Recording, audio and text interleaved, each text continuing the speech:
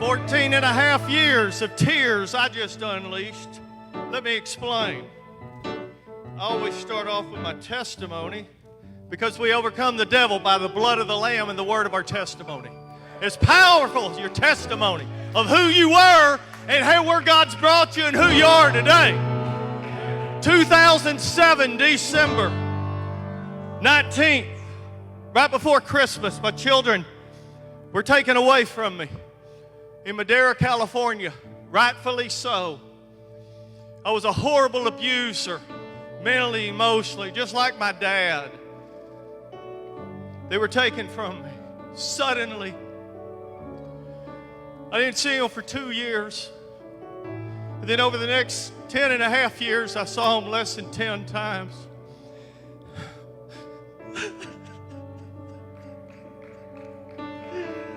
They'd like to kill me.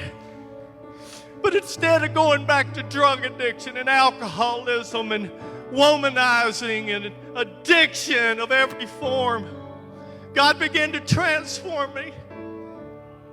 I was extradited. I was thrown into jail that day in Madera, California. 16 days, me, God, in a Bible.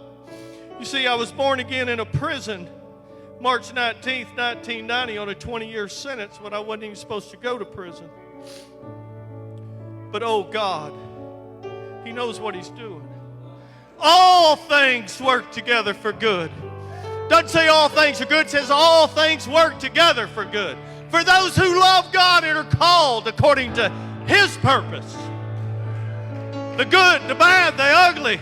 Prison for me, multiple jails, my children taken away. 12 and a half years. Only God could have got me through. I've got scars on my body from suicide attempts. Heart attack, stroke, was blind from a drug overdose. On and on and on and on it goes. Abuse at the age of 5. Emotional, physical. And then at 8, 9, 10, sexually abused by 2 babysitters, women. I always wondered for all these years, why did I hate women? Why did I turn out just like my dad? Why was I an abuser and an alcoholic and then drugs and on, a sex addict? It was all part of God's plan to get me to where I'm at today. So I was just bawling here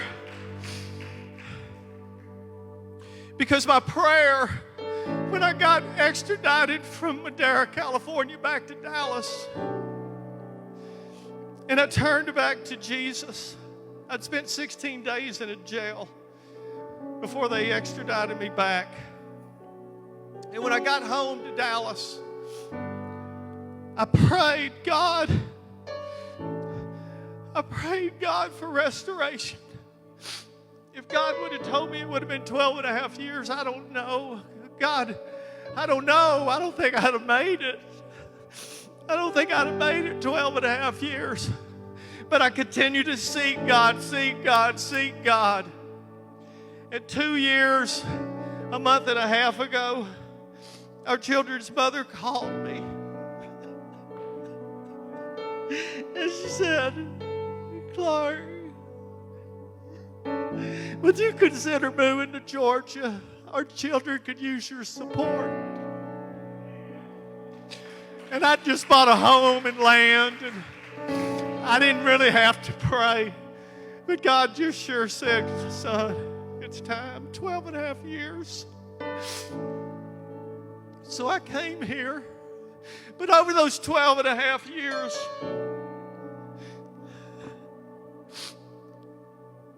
I prayed, God, all I want, Lord, is to be able to preach one day and have my daughter singing.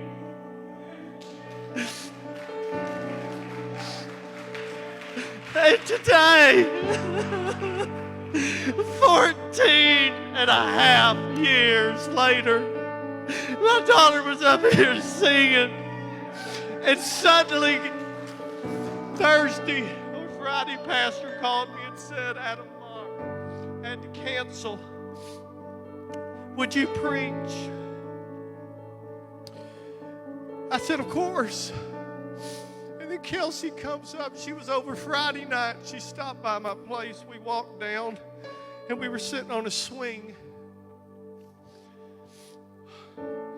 And she said, Dad, have you ever heard this song?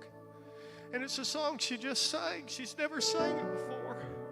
And we rocked, and we rocked, and we rocked, and we sang together.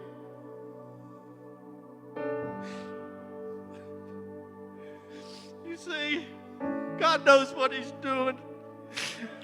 God knows what He's doing.